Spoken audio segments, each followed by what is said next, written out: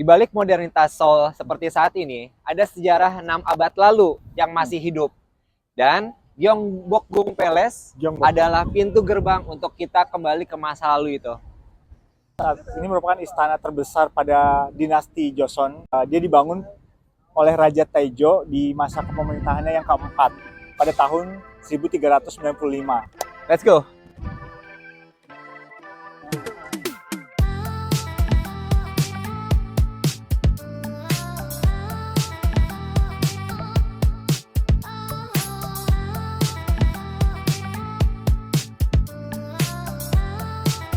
Ya, jadi memang awalnya Lan, si istana ini itu terdiri dari ratusan bangunan megah dengan gaya arsitektural ya yang benar-benar harmonis dengan alam gitu. Jadi benar-benar gimana warnanya pun bisa dilihat teman-teman, warna hijau kayak daun gitu, coklat itu menggambarkan kayak gunung atau tanah. Nah, teman-teman bisa lihat di belakang dari istana Gyeongbokgung ini, ya itu seperti dilindungi sama Boguksan ya namanya. Boguksan gunung yang menjadi latar belakang dari istana ini.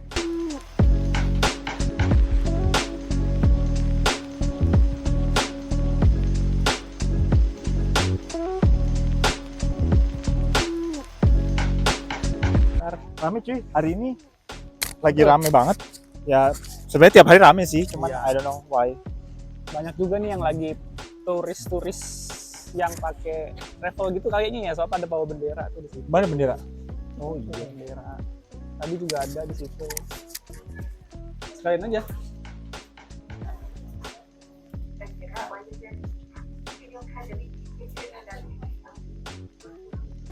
Jadi guys, untuk masuk ke Gyeongbokgung Palace ini, kita harus bayar sekitar 3.000 won.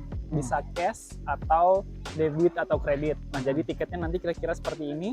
Bisa dipakai buat seharian ya Lan? Ya, full 1 hari. Full 1 hari. Ini ada tanggalnya. Sebenarnya bisa gratis nih kita masuk ke sini. Nah, Asal pakai hanbok atau Oh, iya. baju khas dari Korea. Nanti kita tunjukin teman-teman gimana baju-baju yang dipakai sama wisatawan lainnya.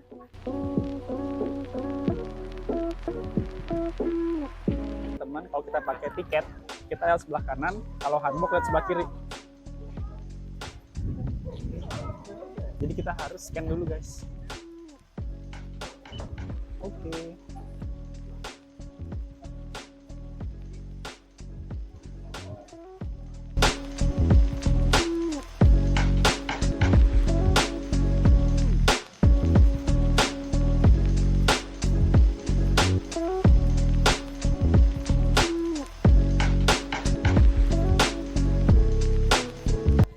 Nah, di sini raja dan pejabat tinggi menyelenggarakan pemerintahan, menyambut tamu negara, dan menggelar upacara-upacara kenegaraan. Aula Genjongjeon itu digunakan untuk upacara kenegaraan dan juga sebagai pelatihan raja. Raja. Nah iya dong, biasanya juga kalau misalnya ada tamu atau ada rombongan dari negara lain, dulu itu kalau nggak salah yang datang juga disambut di aula ini dong. Jadi memang tempat ini multifungsi nih, jadi tempat untuk acara kenegaraan, acara pemerintahan ketika rapat, ataupun kunjungan dari kerajaan lainnya kayak gitu. Kalau bedanya zaman dulu itu tamu-tamunya, tamu-tamu pemerintahan. Kalau sekarang tamu-tamunya wisatawan. Betul. Oke. Mantap.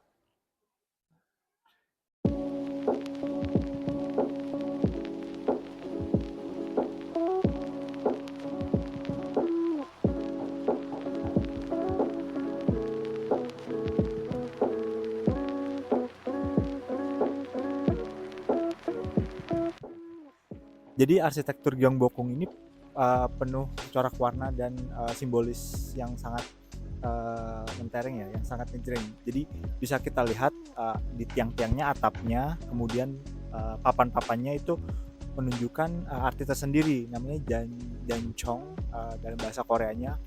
Itu sebuah simbolis menyatu dengan alam, harmoni, dan akan spiritualnya. Nah, di sini juga kenapa Gyeongbokgung ini tata letaknya di belakang Gunung Bugaksan tadi ya. Terus di depannya itu ada aliran sungai karena mencirikan adanya feng shui-nya Korea. Kalau posisinya itu sangat strategis gitu, Ci.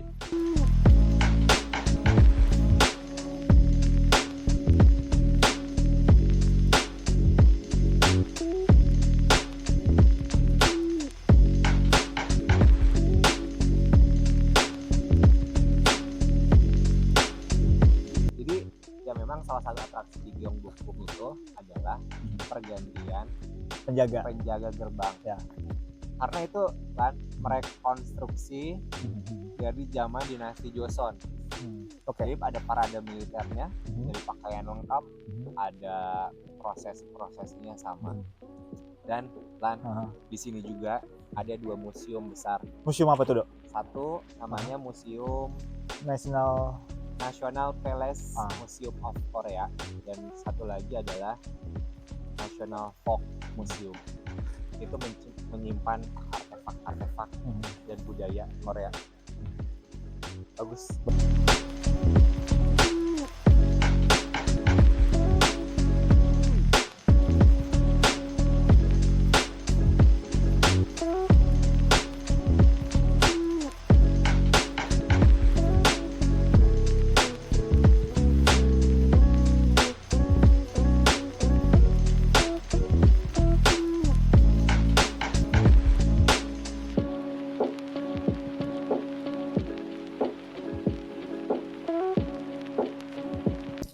Di istana ini juga banyak tempat-tempat tambahan atau fungsi lainnya nih teman-teman. Jadi ada kafe di sini. Jadi kalau misalnya haus atau mau santai sejenak, bisa beli minuman di sini. Mau kopi, biasanya sih kopi ya. Sama ada art shop juga, dan bisa duduk di sini buat nyantai nih teman-teman.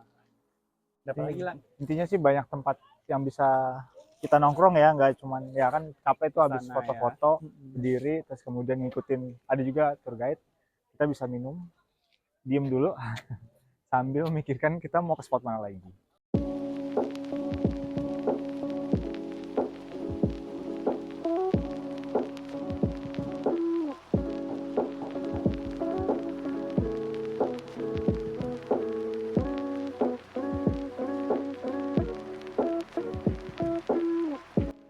Bagi warga Korea, Gyeongbokgung Palace bukan hanya menjadi tempat objek wisata, teman-teman.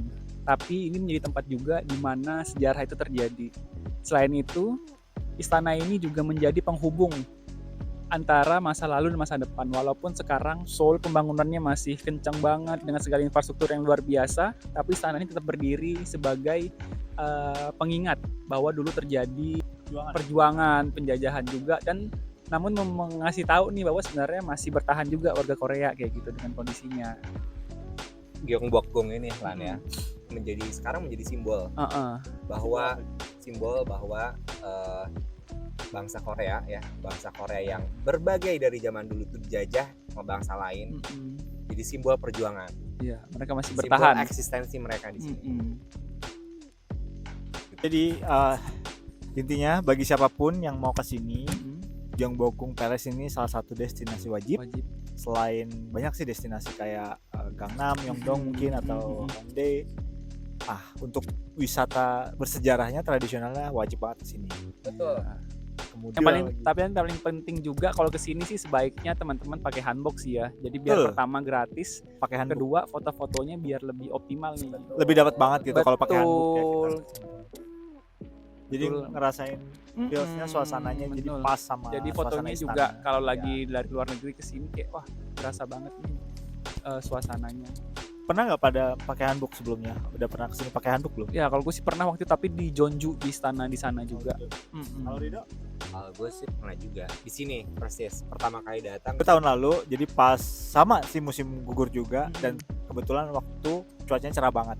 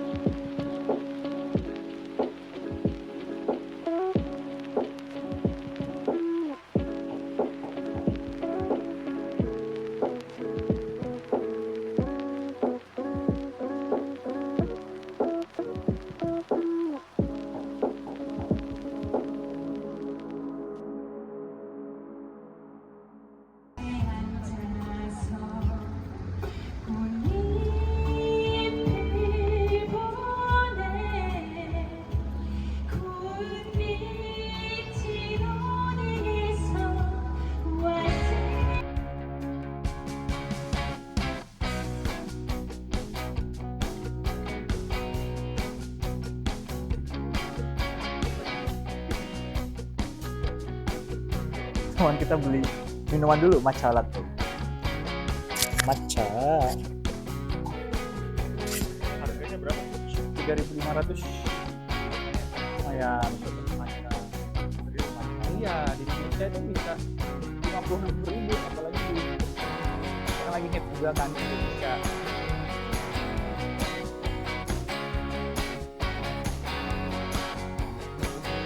Ya. Oke. Jadi kali ini kita Namanya apa? habis dari Gyeongbokgung Palace.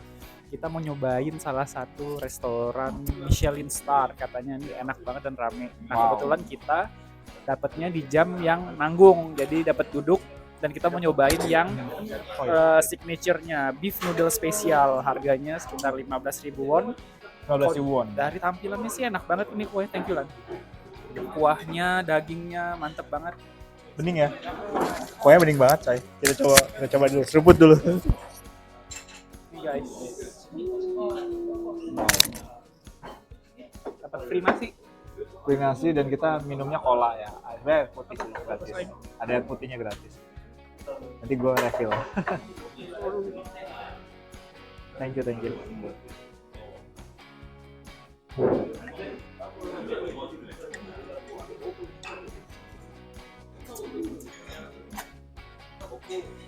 Kuahnya gimana? Oke ya? Oke sih, enak. Mau ditambahin cabe atau pedas yang pedas-pedas malas ya? Itu kayaknya acap deh. Oh, tapi kalau ini enak. Coba ya. Coba Ci. Ini kayak Kayak ini, daun paya. ah, Tapi coba aja. kita coba guys. Waduh, mumpung ada nasinya. Itu pasti sih sama.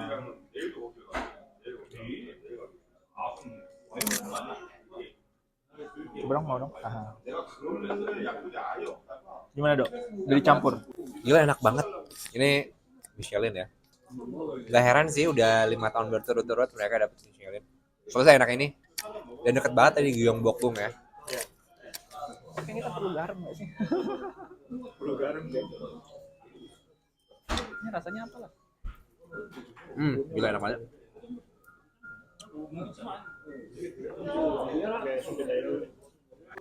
Kita makan dulu ya.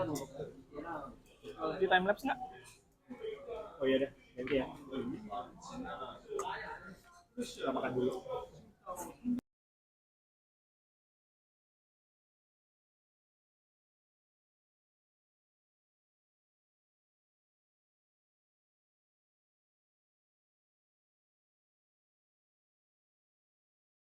Rasanya agak lebih plain sedikit ya. Dibanding masakan Indonesia kayaknya kurang berasa perlu MSG atau Masako gitu kayaknya biar lebih enak. Ya, masakan Indonesia lebih gurih ya, Rex ya. Betul, lebih berasa banget bumbu-bumbunya. Ini mungkin di satu sisi lebih plain biar lebih sehat sih. Jadi yang makan nggak takut apa ya berlebihan MSG kayak gitu. Sama ini nggak tahu nih apa kayak semacam jahe terus dedaunan yang kayak daun paya kayaknya. Jadi cocok kan nih dapat Michelin nih. Cocok banget sih. Cocok. Enak. Enak. Nah, Harga gimana harga? harga lumayan pricey sih 15.000 tapi ya worth it lah masih. Enak. Enak. Wow, enak banget guys. Ini lihat nih ya dagingnya ya. Gue tunjukin. Oh yang ini yang beef shanknya, ini yang beef brisketnya nih. Ups, Oh, lezat. lezat. Ini gue nambahin malanya, cilawelnya banyak banget jadi pedesan. Dan ini worth it. Di malanya ya. Kayaknya bukan mala dah. Cabai biasa, cabai apa ya nih? Chili oil. Chili oil bukan mala. So, Enak worth it. jadi ya. Enak, ya. gurih. Makanya dia dapat rating Michelin Star ya. Iya. Kalau gitu, sampai jumpa di Boba Kota selanjutnya. Ciao.